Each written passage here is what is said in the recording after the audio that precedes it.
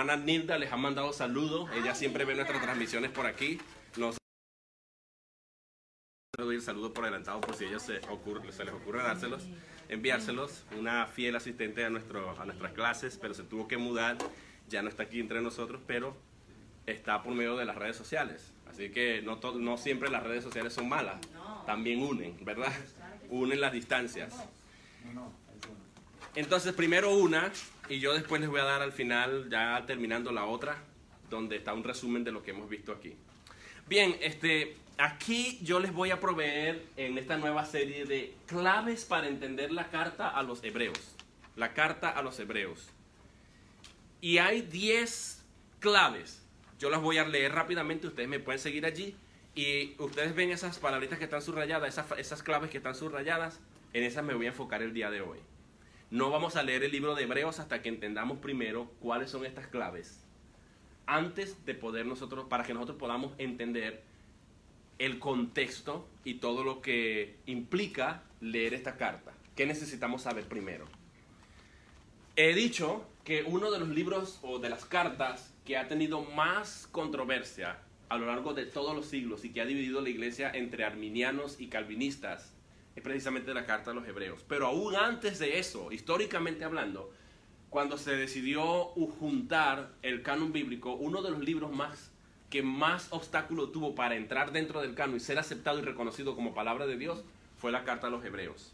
Porque aparentemente contradice lo que dice Cristo en Juan en toda su exposición de la vida eterna.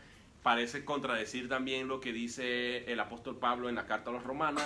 Y era un poco complicado por todo el lenguaje judaico dentro de los principios judaicos. Y ellos carecían de conocimiento hebreo y de cultura hebrea. Y dijeron, no, es que es muy difícil de saber de qué se está hablando aquí. Por esa razón no entró.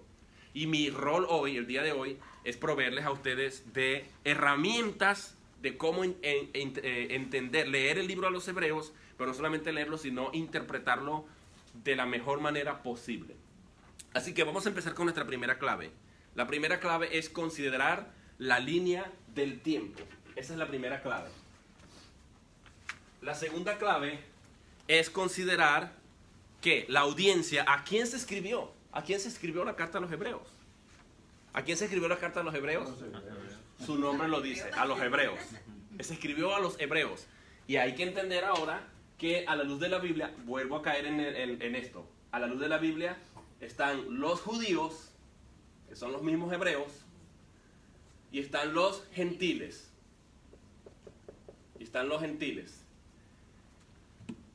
Pablo escribe a los gentiles, mientras que Pedro, Juan y Jacobo escriben más que todo a los judíos. Bueno, vamos a poner aquí Pedro como el principal líder juntamente con sus colaboradores y Pablo con sus colaboradores como Bernabé y eso. Entonces, teniendo esto en perspectiva, decir judíos es lo mismo que decir hebreos, aunque hebreos también se refiere al idioma, pero hebreo significa, es el paquetico completo. Soy judío de judíos. ¿Recuerdan lo que dice Pablo en Filipenses capítulo 2?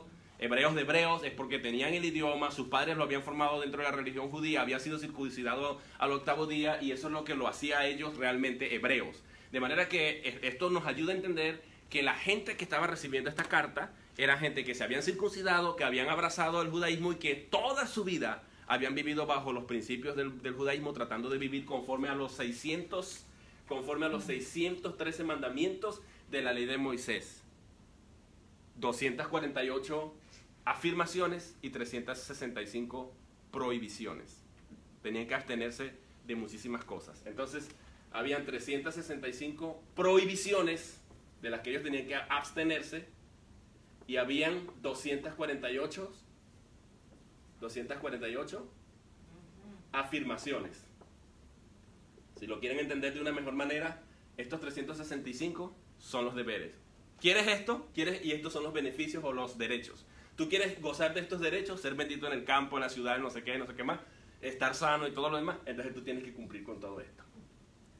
Esa era la manera como estaba dividida y que Moisés, Dios se los dio a Moisés en forma resumida en 10, que a la vez se dividen en los que tienen que ver con Dios, honrar a Dios, y los otros en los que tienen que honrar a nuestro prójimo, al hombre, a nuestros congéneres. Es decir, por eso Cristo dice que la ley de Moisés se resume en amar a Dios sobre todas las cosas y al prójimo como a ti mismo. O sea, Jesús no está separando los 10 mandamientos. Lo que está diciendo es que si tú agarras, por ejemplo, el primer mandamiento, el segundo mandamiento, el tercer mandamiento y cuarto mandamiento, esos 4 mandamientos tienen que ver con honrar a Dios. Solo hay un Dios, no tendrás dioses ajenos, no tomarás el nombre de Dios en vano, guardarás el día de reposo. Todo eso tiene que ver con honrar a Dios. Y luego empieza el 5, honra a tu padre y a tu madre. Comienza con la familia, luego dice no matarás, luego dice no cometerás adulterio, el número 8 no robarás, el número 9 no hablarás falso testimonio contra tu prójimo, y el número 10, ¿qué dice? Bueno, que no codiciarás los bienes ajenos. Si se les olvida, use la estrategia de la mano que ya les he enseñado. Pero bueno, ahí ustedes ven que están divididos. 4 tienen que ver con honrar a Dios, 4 de esos mandamientos, y 6 tienen que ver con honrar a nuestro prójimo, comenzando por nuestra familia primeramente. ¿Sí? Entonces, ven ustedes lo importante de conocer a quiénes estaban recibiendo este texto. Eran gente que estaban, un niño a los 8, 11 años de edad, ya se tenía que saber la Torá. ¿Ustedes saben cuál era el sueño de todo niño judío? Ser un rabino, ser un rabí, ser un maestro de la ley judía. Ese era el más grande honor que ellos podrían tener. Pero para poder calificar, ellos competían quién sabía más de la Torá. Y cuando hablo de la Torá estamos hablando de los 5 primeros libros de la Biblia: Génesis, Éxodo, Levítico, Números y Deuteronomio. 5 primeros libros de la Biblia. Se refiere, en hebreo se dice Torá, en griego se dice Pentateuco, y nosotros le llamamos la ley judía, que componen estos 5 primeros libros de la Biblia, que también en los cuales está incluido los 613 mandamientos, leyes ceremoniales, leyes sociales, leyes de honrar a Dios y leyes de honrar al prójimo, etc. De manera que cuando un niño llegaba a los 11 años, se había expuesto tanto a la palabra, porque los sacerdotes en sus vestiduras tenían los mandamientos en los dedos, habían en los dinteles de las puertas, incluso si usaban alguna capa o gorra, tenían que tener los mandamientos. Por eso dice que se las enseñarás, las colocarás aquí, las colocarás allá, las colocarás. Ustedes han visto, dice lo que la Biblia dice, eso en Deuteronomio 5 y 6, donde Dios es el mejor didacta y les dice a ellos que rodeen pues a sus hijos, en pocas palabras, con la palabra de Dios, especialmente los mandamientos. Se refería a la Torá, a los 5 primeros libros de la Biblia. De manera que un niño a los 11 años se sabía la Torá de memoria. Esta gente conocía muy bien la memoria. Por eso el lenguaje que se utiliza ahí es un lenguaje totalmente hebraico, y ellos pueden entenderlo porque ellos eran hebreos. Pero si tú agarras esto es muy importante, oigan, porque si ustedes agarran este libro de hebreo a una persona que recién se convirtió y se lo entrega, esta persona va a decir, yo no entiendo esto. Y ese fue el problema que hubo, por la razón por la que no querían dejar entrar a este libro. Porque si no, pero cuando este libro le llega a manos de alguna persona que no tiene ningún antecedente o background, como dicen los gringos, sobre lo que es el hebraísmo, el judaísmo, la Torá y todas estas cosas, las costumbres, todo lo que es el judaísmo en esencia, esto van a quedar en un marera perdido, esto no van a entender absolutamente nada. ¿Qué tenemos que hacer? Vamos a eliminarlo. Esa fue la opción que ellos encontraron. Después en debatir, una gente que estaba más experta diciendo, pero mira, es importante porque esto es un libro que evangeliza a los judíos, y el evangelio es universal, es para todos también. Entonces lo incorporaron. Pero hubo debates para eso. Pero bueno, es importante ver entonces que si es para los judíos, entonces hay que conocer a esta gente que creían. Es muy importante reconocer la audiencia. Tercera clave: considerar la razón por qué se escribió esta carta. ¿Por qué se escribió? Bueno, no me voy a enfocar esto, pero sí lo vamos a discutir en las próximas conferencias. ¿Por qué se escribió? Es muy importante conocer la razón, la causa, qué motivó al autor anónimo, que todavía no sabemos quién es. Algunos se lo atribuyen a Pablo, otros dicen que no, porque Pablo era apóstol a los gentiles y que Pablo no escribía de esta manera, etc. Pero bueno, ese es otro tema. Número 4, cuarta clave: considerar el género literario usado. Es muy importante. No lo voy a tocar el día de hoy, pero lo voy a mencionar someramente. A diferencia de todas las cartas del apóstol Pablo, otra razón por la que no creen que sea del apóstol Pablo o de Pedro o de cualquiera de ellos, es porque el apóstol Pablo y Pedro siempre escriben con un formato muy específico.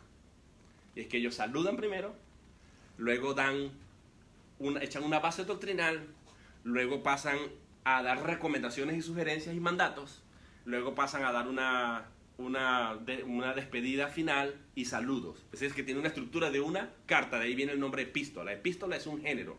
La epístola es un género que tiene que ver con escrituras en forma de una carta escrita en el tiempo antiguo. Y ellos lo hacían de esa manera. Entonces las cartas del apóstol Pablo, por eso decimos la carta. Si usted va a la Biblia, a cualquier libro del Nuevo Testamento que tenga que ver con alguna carta del apóstol Pablo, dice epístola. No dice carta, sino que dice epístola del apóstol Pablo a los Gálatas. ¿Por qué epístola? Porque epístola es el género literario que tiene que ver con escribir en forma, con la estructura de una carta.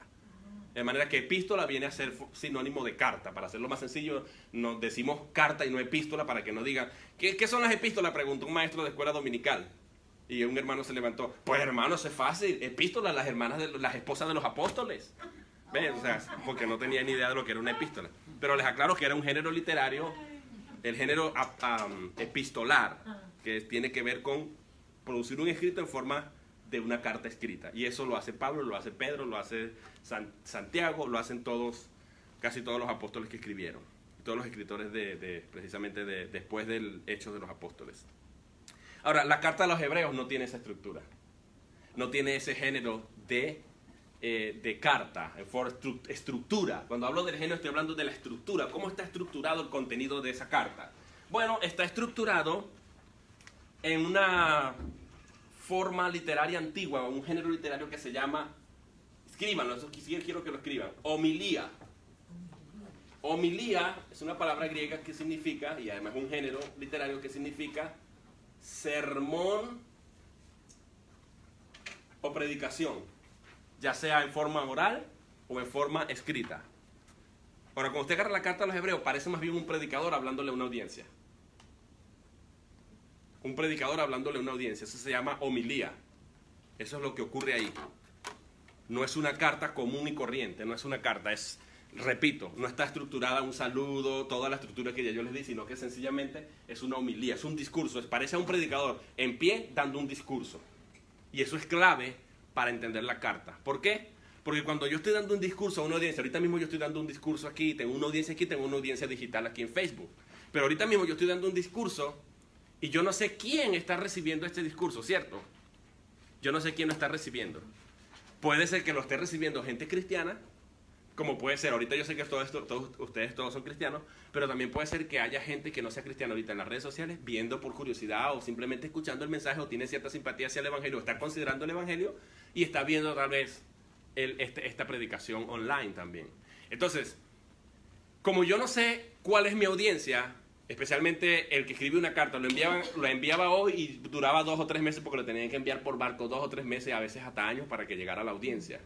Entonces, el autor, cuando uno está dando un discurso, uno habla y toma por sentado que todo el mundo es cristiano, o uno habla en forma general para minimizar el lenguaje y ser aceptado, y uno se incluye en el paquete. ¿Por qué esto es importante? Bueno, porque Pablo, el autor, quien quiera que sea, que haya escrito esta homilía, este discurso, este sermón, habla, mis hermanos, y él se incluye muchas veces. Nosotros, por ejemplo, cuando dice, ¿cómo escaparemos si descuidamos una salvación tan grande? Estaba incluido el que estaba escribiendo, o sea, que se va a perder. No, pero es que él está escribiéndole, era un discurso, era una homilía, era un sermón, y como era un sermón, él tiene que incluirse. Igualmente lo digo yo. Cuando yo estoy predicando a la calle, le digo a la gente, ¿cómo creen ustedes que el Señor puede salvarnos si nosotros no le decimos que sí? Ya yo le dije que sí, pero yo tengo que plantearlo de esta manera, porque yo quiero simpatizar con la audiencia, ¿me explico? Entonces ese es el punto, pues. No sé si ustedes logran entender la idea. Sí. Tienes que hablarlo en plural. En plural e inclusivo, porque la idea es que yo los estoy tratando de invitar de ser parte. Sí, exacto, pero entonces es importante considerar la homilía, porque si fuera una carta, ya yo sí puedo ser más específico. Porque si es una carta que yo le estoy mandando a Erasmo, ya yo sé qué le voy a decir, yo sé que él es cristiano, yo sé que Alma es cristiana, yo sé quién es. Vean ustedes lo que hace Pablo. Pablo en todas sus cartas, él no duda de la salvación, porque él lo presenta y va dirigido a personas específicas que él conoce. Mientras que aquí no, aquí está dirigido a los hebreos en forma general. Eso incluía al montón cristiano, hebreos. Decir que no, que estos eran cristianos, sí, pero es que los hebreos no necesariamente eran cristianos. Era una audiencia, ¿se dan cuenta de lo que quiere decir? Una audiencia que tenía como religión el judaísmo. Algunos de ellos ya habían considerado el cristianismo y otros no. Y como la carta estaba dirigida a ellos, seguramente estos cristianos la iban a poder compartir con sus amigos. Mira, pero esto dijo esto y esto, este es el argumento. E iba a ayudar a darle argumentos a los que eran ya cristianos para que ganaran a los que no eran cristianos o le predicaran a los que no eran cristianos. Entonces esto es muy importante conocerlo. La otra cosa que tenemos que considerar es considerar, valga la redundancia, en qué consiste el judaísmo. Repito, ¿qué es el judaísmo? El judaísmo es una religión. ¿Qué religión? ¿Con quién nace? Con Abraham.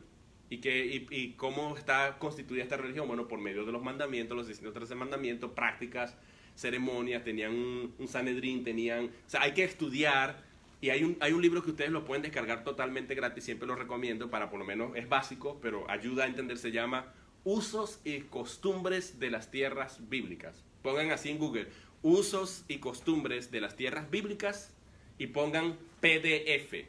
Ahí les van a dar el libro totalmente gratis. Lo pueden leer completo. Es muy bueno porque les va a ayudar a ustedes a ponerse los anteojos orientales. Recuerden que es un libro, la Biblia es un libro oriental y debemos leerlo desde la perspectiva tal cual lo entendieron la audiencia a quienes estaba siendo dirigida. Esto ayuda muchísimo. Usos bíblicos, usos y costumbres de las tierras bíblicas. ¿Y las letras son cuál, perdón? PDF. PDF es el formato en el que está el libro. Entonces tenemos que considerar el judaísmo. Ese libro nos va a ayudar a conocer el judaísmo. Yo voy a traer algunas cosas de lo que es el judaísmo cuando lleguemos a este punto número 5. Punto número 6 o clave número 6. Considerar el precio a pagar por cambiar la religión. En ese me voy a enfocar el día de hoy. Considerar el precio a pagar por cambiar de religión. Porque se trataba de ¿qué? Ya estamos viendo. Se trataba de una competencia entre cristianismo y judaísmo. ¿Se dan cuenta? Una competencia entre cristianismo y judaísmo. ¿Y por qué esto es importante? Hermanos, porque ustedes no se pueden imaginar que un judío que se acaba de convertir a Cristo, o un hebreo recién convertido a Cristo, cuando dejara, si tuviera que decidir entre Cristo y el judaísmo, él cuando dejara a Cristo, ¿qué es lo que tendría que abrazar? El judaísmo, porque la competencia era el judaísmo, la presión era el judaísmo, la religión. Ellos dejaban a Cristo, pero no era para irse a pecar, como se entiende cuando dice que peca deliberadamente, no, pero el pecado deliberadamente se refiere al pecado de la incredulidad de estos judíos que eran receptores del evangelio, por eso yo lo vamos a ver más adelante. Entonces, el punto es el siguiente.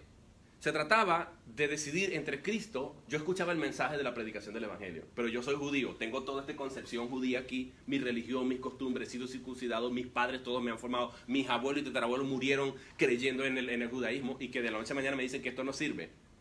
Yo tengo que decidir, ¿qué me ofreces tú como judaísmo? Bueno, yo lo que tengo es unos pancitos para compartir en la Santa Cena y vino. No, pero nosotros aquí tenemos el templo, todavía tenían el templo en pie. Eso también hay que considerarlo.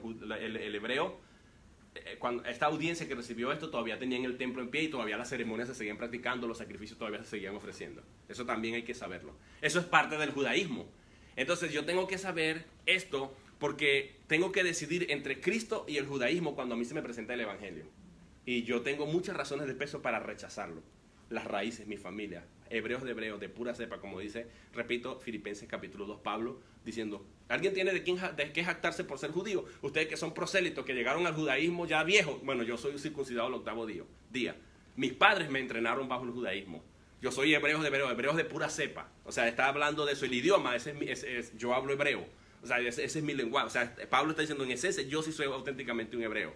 Entonces, vean ustedes el concepto que ellos tenían. Era muy difícil, hermano, decidir entre Cristo y esto. Entonces, ¿qué significa caer? ¿Qué significa esto? Lo tenemos que entender a la luz de esto. Yo no me imagino a un hebreo diciendo, no, yo no quiero nada con Cristo, pero entonces, como no quiero nada con Cristo, me voy a vivir una vida licenciosa de pecado. El judaísmo no se los permitía. Porque el judaísmo demandaba que ellos fueran santos como su padre era santo, igualmente, y que vivieran según los 613 mandamientos. Ahora, caerse de la gracia en el contexto de la carta a los hebreos se refiere precisamente, por eso es importante, vean lo que les estoy diciendo, rechazar a Cristo, aún habiendo sido testigo, por recibir ¿qué? El judaísmo. Por permanecer en el judaísmo. Por permanecer en el judaísmo. Entonces, si yo se pone competir a Cristo por el judaísmo, y entonces a seguir en el judaísmo yo tengo que seguir ofreciendo sacrificio, y por eso dice que entonces si yo rechazo a Cristo y pisoteo, Hebreos 10, pisoteo la sangre de Cristo y hago afrenta al espíritu de gracia que se está dando en la predicación, entonces ¿qué va a pasar? Entonces yo lo que voy a hacer es que voy a rechazar a Cristo, entonces ya no hay sacrificio para mi pecado, porque lo único que me podía salvar yo lo estoy rechazando y me estoy volviendo aquí. Voy a seguir yo con mi sacrificio, mis ovejas, mi esto por mis pecados. No puedo ser perdonado. No está hablando de la pérdida de la salvación. ¿Me explico lo que les estoy diciendo? Entonces no se trata de pecar deliberadamente, que para mí pecar deliberadamente es seguir en incredulidad, porque de ese es el único pecado que se habla en hebreo. Seguir en incredulidad, aún siendo hebreo, aún habiendo visto a Cristo y todo esto, y a los apóstoles haciendo milagros, y aún así rechazar. Entonces ese es el punto.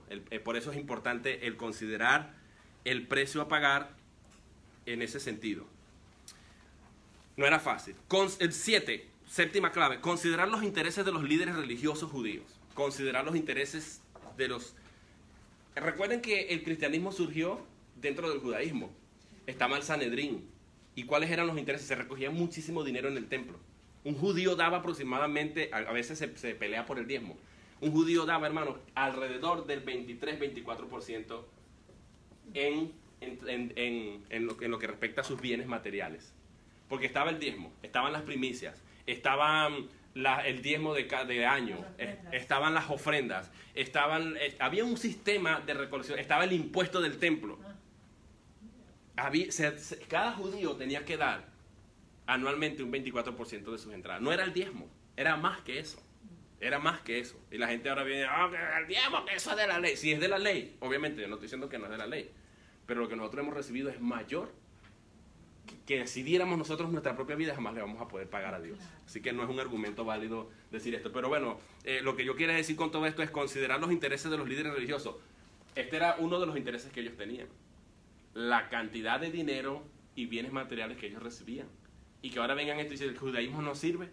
Imagínense ustedes, el único que salva es Cristo, no necesitamos ninguna religión, porque la religión no salva, lo que salva es una persona, quien salva es una persona, y se trata de Cristo que murió y resucitó. Muchachos, este dinero ya no iba a entrar a sus bolsillos, a sus arcas, a sus bancas. Bueno, y era, además, ojo, aclaro, estos principales líderes religiosos, principalmente los sacerdotes, eran los saduceos. Recuerden que habían dos grupos, saduceos y habían fariseos. Los fariseos eran separatistas, es decir, si tú no te alineabas a sus pensamientos, a su sistema de religión y a sus ideas y a su teología, ellos se separaban de ti y te veían como que eras un pecador muy grande. Era el hipócrita. ¿Recuerdan en Lucas, creo que es en Lucas 19, aquel hombre que decía, Señor, te doy gracias porque no soy como este pecador, yo diezmo? Eran rígidos. Yo diezmo, yo ofrendo, yo ayuno, yo oro no sé cuántas veces al día, yo hago aquello, y yo. Pero aquel pecador ni siquiera se atrevía a levantar su cara, no se sentía digno. Pero alzó su rostro y dijo, Señor, sé propicio a mí que soy pecador. Y Cristo dice, ¿quién de los dos creen ustedes que subió justificado cuando regresó a casa? Aquel pecador. Porque su confianza no estaba en él. No estaba en el yo, como el fariseo. El fariseo era una persona con un ego grandísimo y confiaba en las obras que él hacía. Y estos eran separatistas. El que no se apegaba a ellos lo veían. No soy como este. ¿Ven? Eran separatistas. Yo soy mejor. Porque yo. Y mis obras son estas. Esta es la evidencia. Bueno, de ese que estoy hablando, de ese fariseo. Ahora, los saduceos no eran separatistas, sino que eran peor que eso. Eran eliminadores. Aniquiladores o eliminadores.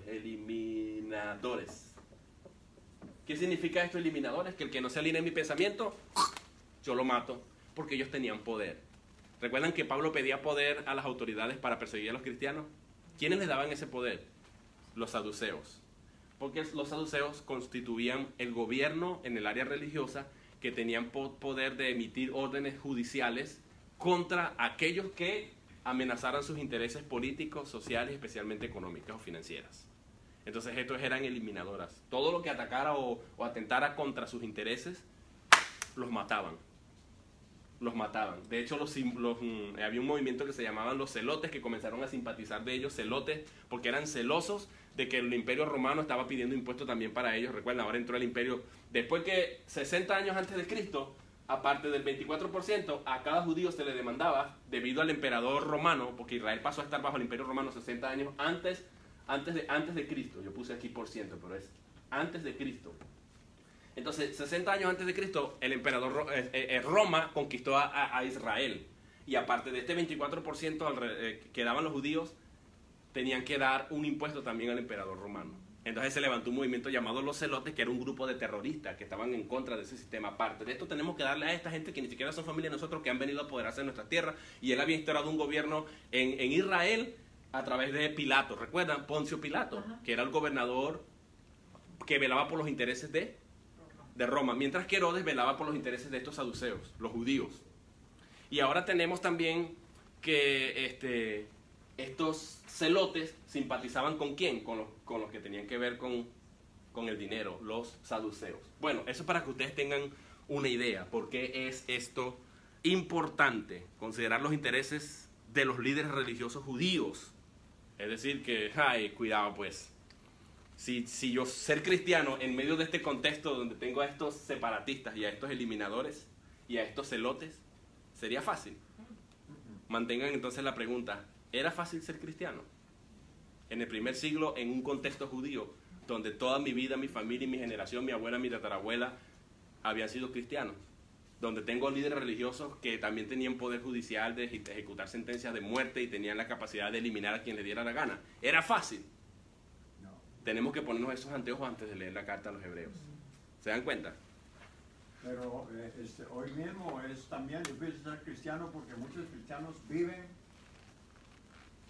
de acuerdo a los mandatos del Antiguo Testamento. Sí, viven, se esclavizan a sí mismos, pero es porque no han entendido la escritura y hay maestros, estamos careciendo, lo que decíamos, la iglesia es deficiente, carecemos de pastores preparados, de gente que se capacite para ayudar a arrojar luz a la palabra de Dios. Los cristianos de hoy, los pastores de hoy no son como los pastores de la... Hermano, usted agarra los doctores, por lo menos los padres apostólicos, los que quedaron después de los apóstoles, esos eran doctores, hermano, hasta algunos le dicen los doctores de la iglesia. Esa gente conocía la palabra. O incluso los del siglo II, III, IV, fue de un momento para acá que después de la Reforma los cristianos, solamente Cristo, solamente el Espíritu Santo me revela todo, ya no necesito más nada ni academia, abandonaron las universidades y luego empezaron con una teología de que Cristo viene ya, no vaya a la universidad, las letras matan, pasaron a malinterpretar cuando dice la Biblia que las letras matan se refiere a la letra de la ley, porque la ley tiene el mandamiento y si tú no lo puedes guardar quedas muerto, estás listo. No está hablando de que no puedes ir a la universidad, a los recintos a estudiar y a prepararte. Entonces, debido a ese lenguaje que se ha diseminado por el mundo, te ha llevado a abdicar y a renunciar a tu verdadera responsabilidad de preparación. Y muchos pastores laicos están enfrente de las iglesias. Y por eso hay tanta mala... Usted va ahorita a la esquina de allá y le pregunta al pastor, ¿qué quiere usted del Espíritu Santo? Le va a decir una cosa, va a otro, le va a decir otra cosa, va a otro. ¿Qué quiere usted de la salvación? Hay 4 puntos encontrados. O sea, es muy difícil, hermano. No, y tiempos de confusión tremenda ya estamos. Entonces es muy importante eso, claro que sí. Ahora, vamos a considerar otro elemento, la clave número 8. Considerar el juicio de valor a la predicación cristiana. Considerar el juicio de valor a la predicación cristiana. ¿Qué juicio de valor le daban ellos a la predicación cristiana? ¿Cuál era el contenido de esa predicación cristiana? El judaísmo no sirve, el judaísmo no salva. El único que salva es Cristo. Entonces, ¿qué juicio de valor puedo dar de yo? Yo soy la audiencia, estoy recibiendo esto, me están diciendo que solamente Cristo vale y que me deshaga de la ley, los mandamientos, los pactos, los ángeles, las promesas, todo de los que mis padres y mis antepasados se han jactado y yo desde mi niñez también me he jactado y ahora me dicen que esto no sirve. Y esta predicación es tan distinta, tengo que considerar qué juicio de valor puedo hacer yo como hebreo a esa carta. Eso es muy importante. Por otro, clave número 9. Considerar las palabras deslizar, descuidar, pecar deliberadamente o recaer a la luz de las claves restantes, de todas estas claves que yo les estoy diciendo y además de su contexto extendido e inmediato. ¿Qué quiere decir? Que hay un contexto inmediato. Alguien me preguntaba, ¿qué es un contexto? Bueno, un contexto es, por ejemplo, vamos a suponer que yo tengo el texto aquí. Este es el texto que yo estoy leyendo. El contexto es todos los textos que están antes. Este es el contexto inmediato y todos los textos que están después. Yo para poder interpretar la palabra que tengo aquí, cualquiera que ésta sea, tengo que leer lo que está antes y lo que está después. Ese es el contexto inmediato. Y el contexto extendido es la estrategia que yo uso para estudiar la Biblia, que es leer todo el libro a los hebreos, no conformarme con esto. Leer toda la carta, porque es una carta y no puedo cortar su contenido. Si yo te envío una carta, tú no vas a agarrar nada más la primera línea y olvidarte del resto. Eso es deshonesto y eso hacen muchos. Sacan versículos fuera de contexto y eso hizo el diablo cuando le citó la palabra a Cristo. A tus ángeles mandaré acerca de ti que te guarden en todos tus caminos, así que lánzate de aquí, de este peñasco. ¿Y qué Cristo le dijo? Pero también está escrito, no tentarás, Señor tu Dios. O sea, como dice David en el Salmo 119, 160, la suma de tu palabra es la verdad. No es una parte nada más, una parte de la escritura no es verdad. Satanás le habló a Eva y le citó la palabra de Dios también. pero fuera de contexto. Un texto no es la palabra de Dios. 2 o 3 textos no es la palabra de Dios. Tengo que considerar el cuadro completo. La suma es que yo me tengo que poner a sumar todos los elementos que hablen de un solo tema y después que lo sume, veo el cuadro completo y digo, esto es lo que se puede concluir. Un ejemplo sencillo, ¿qué es la gracia? A la luz del apóstol Pablo. Me voy a Romanos 6. Hermano, Romanos 6 no es suficiente para demostrar qué es la gracia. Para yo poder decir qué es la gracia, a la luz de Pablo yo tengo que leer las 13 cartas que escribió el apóstol Pablo para decir, esto es lo que Pablo pensaba de la gracia. Pero no, aún así no tengo el concepto total de la gracia. Ahora tengo que ver ¿qué es la gracia en la luz del Nuevo Testamento? Lee lo que dijo Mateo, Marcos, Lucas, Juan sobre la gracia, lo que dijo Cristo, lo que dijeron los apóstoles en el concilio de Jerusalén, lo que dijo todos los apóstoles, Pedro, Juan, Judas, lo que ellos dijeron en todo el Nuevo Testamento, los 27 libros del Nuevo Testamento, buscar en una concordancia la palabra gracia y ver cuántas veces se dijo y en qué contexto se utilizó y decir, este es el concepto del Nuevo Testamento de gracia. Aún así no es el concepto de la gracia. Para terminar y decir yo tengo el concepto bíblico de la gracia, tengo que agarrar los 31.173 versículos de la Biblia, los 1.189 capítulos, leerlos completos, poner todas las veces que aparezca la palabra gracia y decir, este es el concepto bíblico de la gracia. Eso es lo que David dijo cuando dice, la suma de tu palabra es la verdad. Cuando yo tenga el concepto de la gracia, habiendo leído los 1.189 capítulos con sus 31.173 versículos, es decir, sus 66 libros, y los tenga todos aquí puestos en perspectiva, yo puedo decir, esto es lo que es la gracia. Esto es lo que es la gracia. ¿Se dan cuenta que, hermano, cómo carecemos de conocimiento?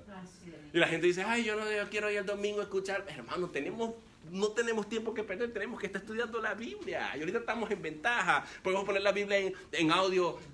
Estoy comiendo, no pierda tiempo. Mientras usted esté sentado a la mesa, ponga la Biblia en audio. Dedíquese a estudiar un libro. Voy a estudiar la carta, qué sé yo, la primera carta de Juan. Voy a ponerlo ahí, primera carta de Juan. Y póngalo sin anuncio para que no se interrumpa con las propagandas, con los anuncios. Hermano, están las herramientas, están las audiobiblias descargables, las pueden comprar, las pueden poner ahí, las pueden cargar en sus MP3 en su teléfono. Póngala ahí mientras usted come, escuche. Eso es lo mejor que hay, hermano. ¿Y creen que le va a ir mal? No.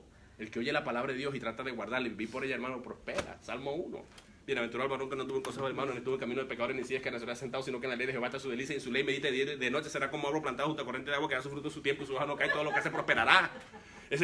Vean, hermano, todas las promesas que están en ese solo Salmo 1.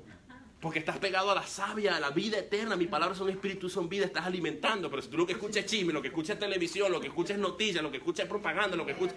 Hermano, estamos listos. Ya estoy en Ohio. Estoy en Ohio. Ahorita. Allá estuve en Carolina del Sur, ahorita estoy en Ohio. Es decir, que estoy enojado. Dígame. Uno puede vivir muchos años miembro de una iglesia oyendo al mismo pastor por muchos años. Y muchas veces esos pastores nunca han tocado un libro de la Biblia. Hay libritos de ahí que uno nunca ha oído un sermón de sofonías o... Que ni sabía lo que estaba en la Biblia. Sí. Incluso un pastor dijo, el próximo domingo voy a hablar un tema muy importante. Y le dijo, estúdiense la carta de Felipe, el capítulo 3 de la carta de Felipe. Y el domingo cuando vino el pastor, esto lo digo, dice el pastor, preguntó a la audiencia, a la iglesia, hermanos, ¿cuántos leyeron el capítulo 3 del libro de Felipe? Todo el mundo dijo, ¡amén! Y dijo, a propósito de esto, hermanos, hoy voy a hablar de la mentira, ese es mi tema. Porque ese libro no existe. ¿Ah? Entonces, pero para que ustedes vean que a veces hasta ningún compromiso tenemos y decimos amén tan ligeramente, hermanos. O sea, es preocupante la condición y la situación. Pero bueno, vamos a continuar porque se me va a ir el tiempo y ni siquiera hemos considerado los 3 puntos que les dije. Número 9, considerar las palabras, aunque ya lo dije. Número 10, considerar 3 escuelas interpretativas. Y hay una más que no la voy a mencionar aquí, la voy a dejar al final. Se llama la escuela arminiana, que dice que la salvación se pierde.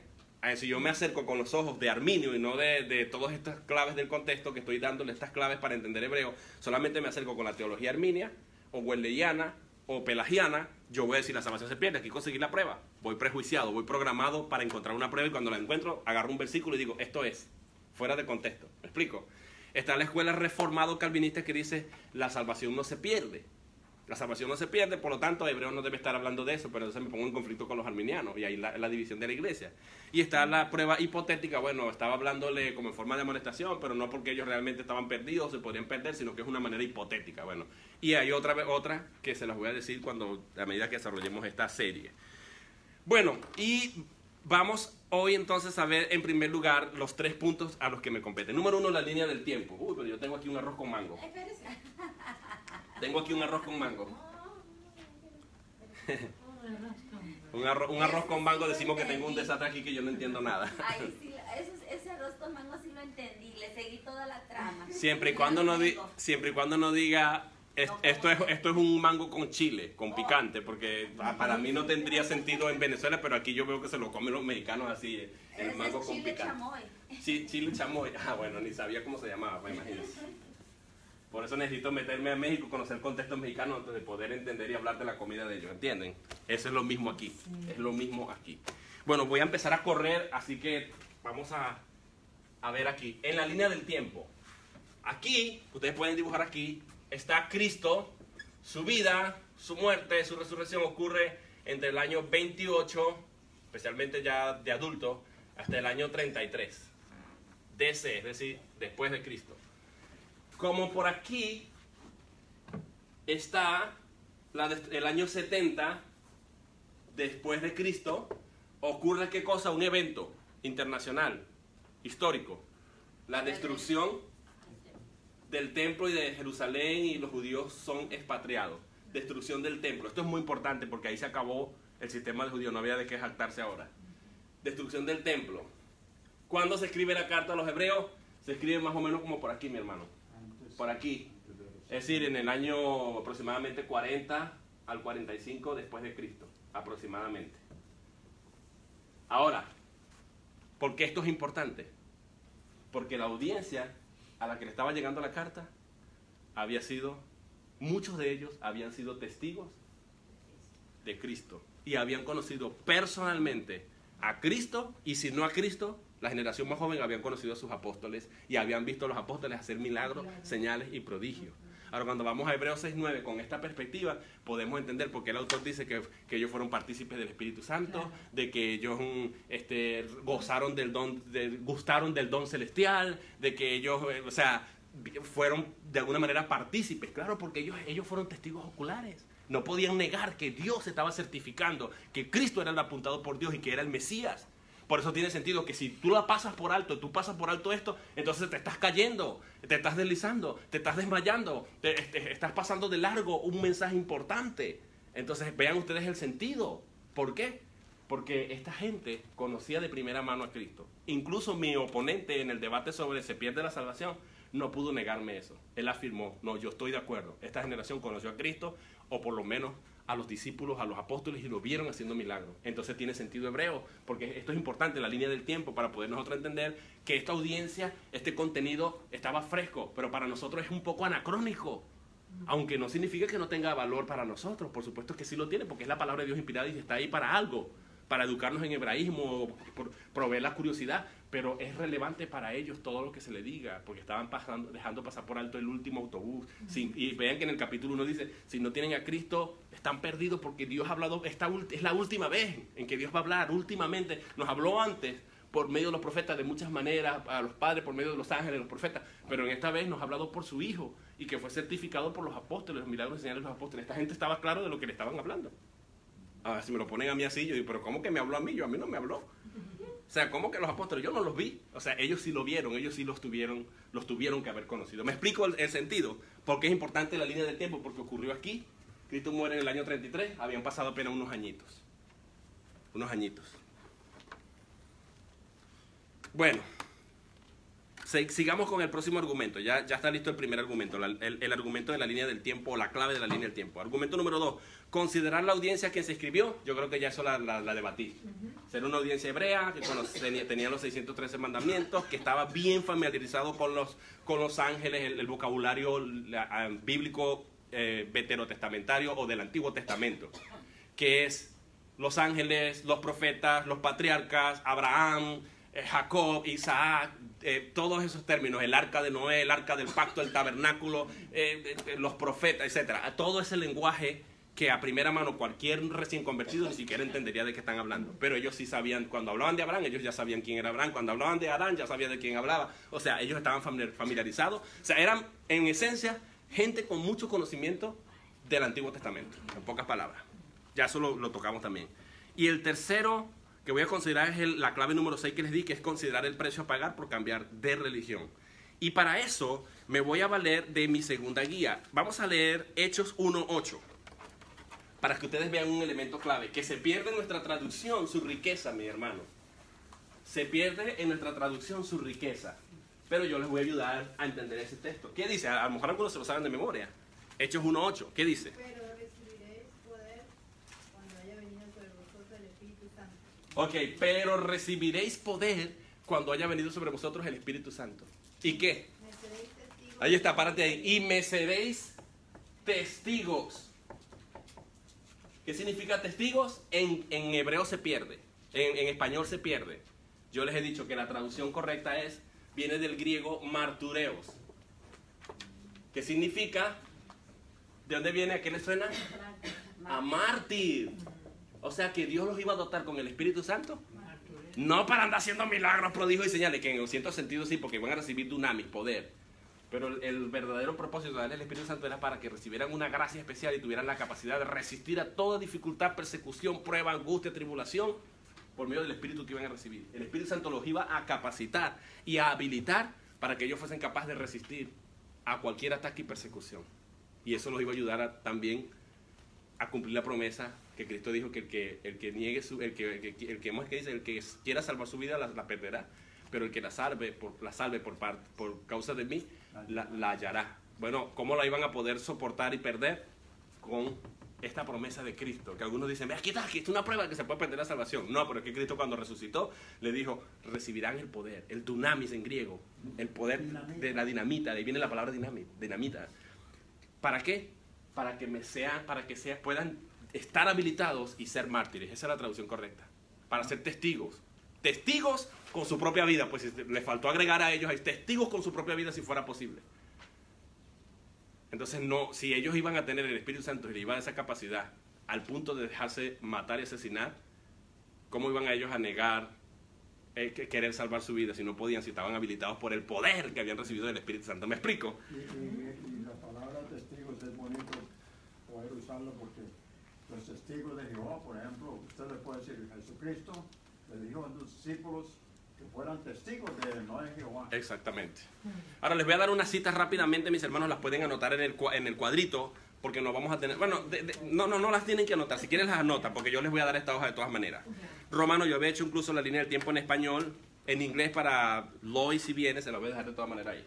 Pero vean lo que dice, Hechos 1:8, ya lo leímos. Entonces, cuando decimos testigo, lo que quiere decir es mártir.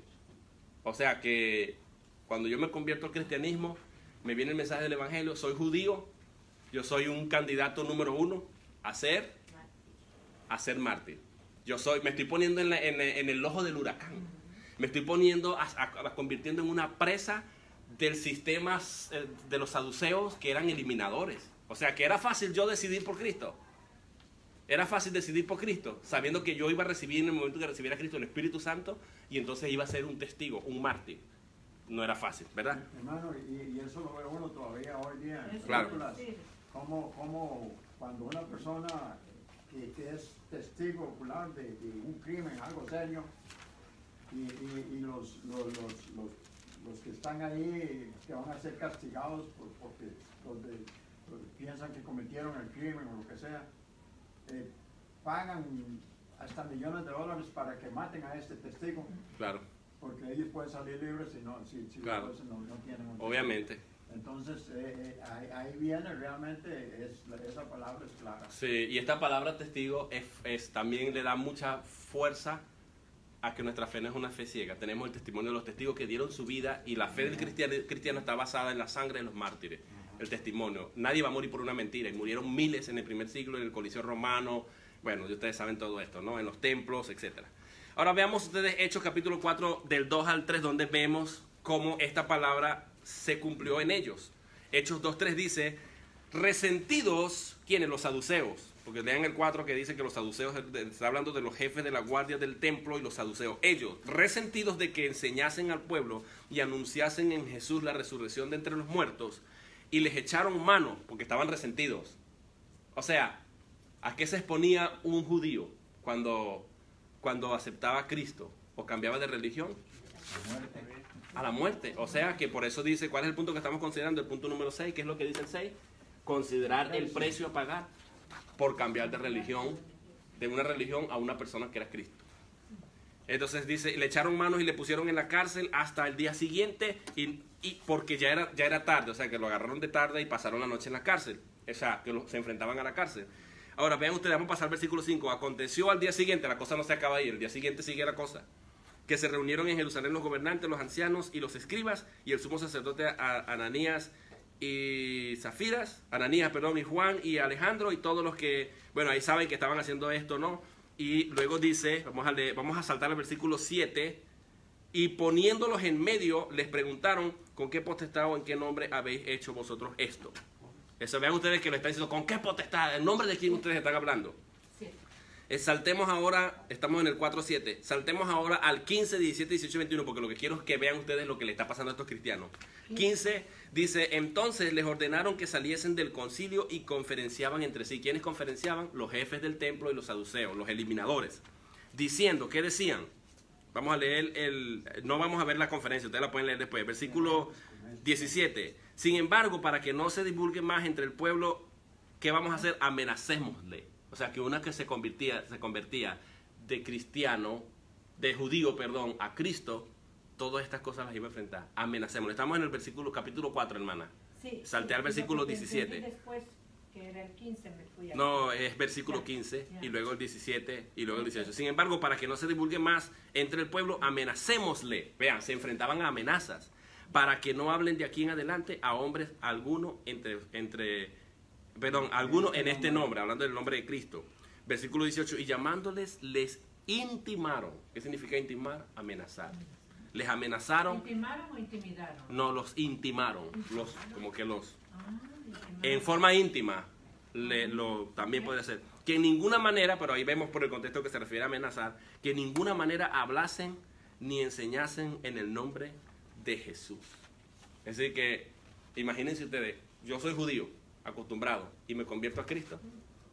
¿Contra qué me estoy enfrentando? Contra los jefes del templo y los saduceos, que eran nada más y nada menos que eliminadores. Y cuando te dicen, no hables más de ese nombre de Jesús, te estoy dando una advertencia de que te voy a matar. Ellos hicieron caso a esto, se fueron a orar, y todo lo demás, vamos a pasar rápidamente a Hechos 6, 13 al 16.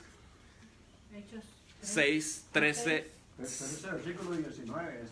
Sí, porque lo que quiero que vean es a qué se enfrentaban ellos. Ya ustedes pueden ver el contexto, ustedes pueden ver todo, porque yo no tengo tiempo para esto. Lo que quiero es que vean a qué se exponían ellos, el precio a pagar. Estaban recibiendo amenazas, se estaban enfrentando a los jefes del templo, a los saduceos que los están amenazando, los están intimidando, los están intimando, les están diciendo, si ustedes hacen eso, se los prohibimos. Pero ellos tenían la autoridad, eran el poder. Ellos se concentraban en los tres poderes, político, judicial y legislativo. Capítulo 6, versículo 13 y 16, termino con dos versículos más y nos vamos. 16, okay. Capítulo 6, desde el 13 al 16. Dice, 6, 13 al 16 creo, vamos a ver. Yo creo que es al 15 porque este no tiene 16, 6, 13, vamos a ver. Y pusieron testigos falsos. Fíjense cómo trataban a los cristianos. Habían testigos falsos, gente que le pagaban para que fuesen testigos falsos. Lo que está diciendo el hermano Carlos aquí hace ratito. Pusieron testigos falsos que decían, este hombre no cesa de hablar palabras blasfemas contra este lugar santo y contra la ley. Pues le hemos oído decir, esto era una mentira, eran testigos falsos, le hemos oído decir que ese Jesús, de manera despectiva, ese Jesús, hablaban de Jesús como ese Jesús de Nazaret destruirá este lugar y cambiará las costumbres que nos dio Moisés. Vean ustedes el contexto, convertirse a Cristo, y entonces ellos exageraban a Moisés. Cristo no es mayor que Moisés, por eso Hebreos viene y dice que Cristo es mayor que Moisés. Ahora vean ustedes por qué es importante saber esto. Vean y dice, entonces todos los que estaban sentados en el concilio, al fijar los ojos en él, vieron su rostro como el rostro de un ángel. Era del 6 al 14, bueno, del 13 al 14. 7 del 1 al 3, vamos a ver qué pasó. Está hablando en este caso del arresto de Esteban, el primer mártir de la iglesia cristiana, miembro de la iglesia. Versículo 7, y vamos a leer el versículo 1 al 3. Dice, el sumo sacerdote, ¿de qué bando era el fariseo o saduceo? Sumo sacerdote, los sacerdotes todos eran saduceos. Saduceos, no eran fariseos. Importante saber eso. Sí. El sumo sacerdote, o sea que si era saduceo era eliminador. Tenía poder para matar. en él se concentraba el poder judicial. Los llamó, dice, dijo entonces, los llamó y le dijo, ¿es esto así? O sea, el testimonio de estos falsos. Y él dijo muchas cosas ahí. Varones, hermanos y padres, oíd, el Dios de la gloria apareció a nuestro padre Abraham estando en Mesopotamia antes que morase en Harán, y le dijo, sal de tu tierra y de tu parentela, ven a la tierra que yo te mostraré. Bueno, está hablando de cómo empezó el judaísmo y todo lo que es el judaísmo, y sigue un discurso larguísimo que resumió todo el Antiguo Testamento. Y vamos a caer ahora en el versículo, en ese mismo capítulo, versículos 51 al 60, para que puedan ver ustedes todo. Fíjense, es largo los versículos porque el hombre dio un discurso larguísimo. 51, ahora los va a enfrentar y les dice, después que les resumió el judaísmo, les dice, duros de cerviz. O sea, tercos, testarudos, brutos, dice mi hijo, brutos, e incircuncisos de corazón y de oídos, vosotros resistís siempre al Espíritu Santo como vuestros padres, así también vosotros. ¿A cuál de los profetas no persiguieron vuestros padres y mataron a los que anunciaron de antemano la venida del justo, de quien vosotros ahora habéis sido entregadores y matadores? ¿Habéis sido qué? ¿A quién estaba hablando? A los saduceos, y les está diciendo, ustedes han sido entregadores y matadores, asesinos, eliminadores. Ahora, versículo 53. No, los fariseos son separatistas. Separatistas, pero cuando se trataba de matar a alguien, ellos se aliaban con los saduceos para matar a quien fuera, hermana. También en el fondo era la misma, era el mismo, le decía, no le decían perro, pero le mostraban el hueso, o sea, que era lo mismo, la misma cosa. Versículo 53, vosotros que recibisteis la ley por disposición de ángeles, ¿recuerdan? Hebreos va a decir que Jesús es mayor que los ángeles, porque estos se jactaban de los ángeles. Tenemos a Moisés, tenemos a los ángeles. Y no la guardaste, ok, la recibieron y no la guardaste. ¿Recuerdan lo que dice Hebreos 1? Hebreos 2, capítulo 3, capítulo 2, versículo 3. ¿Recuerdan algo que habla de los ángeles? Especialmente el capítulo 2 del versículo 1 en adelante, que dice que los ángeles, estos recibieron retribución por no escuchar el mensaje, atender al mensaje de los ángeles. Es esta misma gente, hermano. Esta misma gente que en la línea del tiempo, ya la borré, estaban ahí. ¿Ven cómo tiene sentido? Por eso es importante saber esto, hermano. La ley por disposición de ángeles y no la guardaste, no la guardaste. Ahora dice, oyendo estas cosas, se enfurecían en sus corazones y crujían los dientes. ¿Sabes lo que es crujir? Yo crujo los dientes cuando estoy durmiendo. Pero esta gente crujía los dientes de la rabia, hermano, porque los intereses el 24% más otras cosas estaban ahí. Oyendo estas cosas se enfurecían, y dice el versículo 55, pero Esteban, lleno del Espíritu Santo, ¿recuerda lo que recibió Esteban? Es notar que Esteban no era discípulo de Cristo, no era apóstol de Jesucristo, era un miembro de la iglesia. Pero cuando había recibido a Cristo también había recibido ese poder que Cristo había prometido. Y ahí lo dice al principio, porque fue uno de los diáconos que escogieron en la iglesia. Y como diácono dice que una de las condiciones es que tenía que estar lleno del Espíritu Santo. Y este estaba lleno del Espíritu Santo, y aquí dice que también estaba lleno del Espíritu Santo. Parece que cuando esta gente empezó a chillar esos dientes, y a tronar esos dientes, y a enfurecerse, y a enrojecerse, y a agarrar piedras, el Espíritu Santo lo invistió. Para que el autor dijera aquí, Lucas, que estaba lleno del Espíritu Santo. Ahí vemos cómo Dios, la gracia, lo cubrió a él para que él pudiera no salir corriendo y negar a Cristo, sino resistir. ¿Ven ustedes lo que dice? ¿Qué dice? ¿Qué versículo me quedé? 56. Pero Esteban, lleno del Espíritu Santo, las palabras no están por accidente ahí. Lleno del Espíritu Santo, puesto los ojos en el cielo. Mira, lleno del Espíritu Santo, el Espíritu Santo nos inspiró a que mire al cielo. Mira al cielo. Vio la gloria de Dios y a Jesús que estaba a la diestra de Dios. Hermano, ¿quién va a salir corriendo si estoy viendo a Cristo aquí? Me está inspirando, me está dando esa gracia. Ese es el poder, el martureo. Para ser testigo, estaba siendo un testigo, un mártir. Estaba cumpliéndose en él Hechos 1:8. Y dijo, he aquí veo los cielos abiertos y al Hijo del Hombre que está a la diestra de Dios. Entonces ellos, dando grandes voces, se taparon los oídos, no resistían, hermano, y arremetieron a una, o sea, como se pusieron de acuerdo todos, a la una, a la dos y a la tres, y pum, piedras juntas para contra él. Y echándole fuera de la ciudad, le apedrearon, y los testigos pusieron sus ropas a los pies de un joven que se llamaba Saulo de Tarso, que es el mismo Pablo, el apóstol Pablo. Estaba viendo y él participó de eso. Y apedrearon, dice, y apedreaban a Esteban mientras él invocaba y decía, Señor Jesús, recibe mi espíritu. Y puesto de rodillas, clamó a gran voz, Señor, no les tomes en cuenta este pecado. Y habiendo dicho esto, murió. La gracia no solamente le dio la capacidad.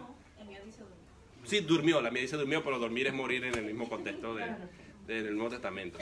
Pero bueno, lo que quiero decir, pues, en pocas palabras, vamos a hablar hasta aquí, hermano, hay muchos más versículos, Pero es muy Qué importante bonito. saber a qué se iban a enfrentar estos cristianos hebreos que habían sido testigos de Cristo, que se jactaban de Moisés, ya vimos a Moisés, y que se jactaban de los ángeles. Y le ha dado una cátedra completa